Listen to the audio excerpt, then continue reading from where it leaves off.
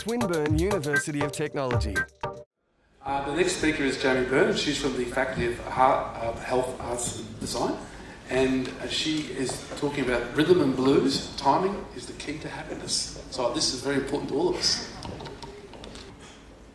Right now, I find myself preoccupied with clocks. So I'm acutely aware that I have 3 minutes on the clock to talk, but I'm actually spending 3 years concerned about a different clock, our body clock. Today, I want you to think of this body clock like it's an orchestra. So there are different instruments and a conductor telling each musician when to chime in. A trumpeter tells us what time of day to go to sleep and wake up. A cellist tells us when to eat. There's even a drummer telling us when to work. But all I want to talk about today is the time of day that we're primed to be happy. Now, although there is a time of day that we're primed to have sex, that's ironically not the same time of day that we're primed to be happy. Conveniently for me, the peak of our happiness is right now. It's 2 p.m. So at 2 p.m, I'm more likely to feel engaged, energised and optimistic. I'm expecting good things to happen. But it probably doesn't surprise the pessimists amongst you that happiness comes with a cost. When I'm seeing rewards as better, I'm more likely to take risks, be impulsive and ignore consequences which I'm going to later regret. Now this got me thinking about my mate Bob. So he's a risk taker, daredevil, can't say no. And I started to wonder whether people like Bob, they might have a different reward response across the day. So to test this idea, I got the Bobs, I got the average Joes, and tested them at 10 a.m, 2 p.m and 7 p.m on computer tasks of reward seeking and risk taking. It turns out these naturally high risk takers, they had a different later time of responding to a reward.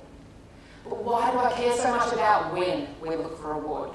Well, let me put some technology into Swinburne University of Technology and introduce you the suprachiasmatic nucleus. This is the conductor of our orchestra. This is the part of the brain that times physiological, behavioural and emotional processes. This tiny cluster of 20,000 cells, it predisposes Bob to mood disorders. Think about what happens when one instrument in an orchestra changes their rhythm. Imagine trying to play alongside this. What are your chances of keeping time? Not to mention that conductor. What can they do when there's chaos amongst the instruments? When one instrument is off beat, the entire orchestra desynchronizes.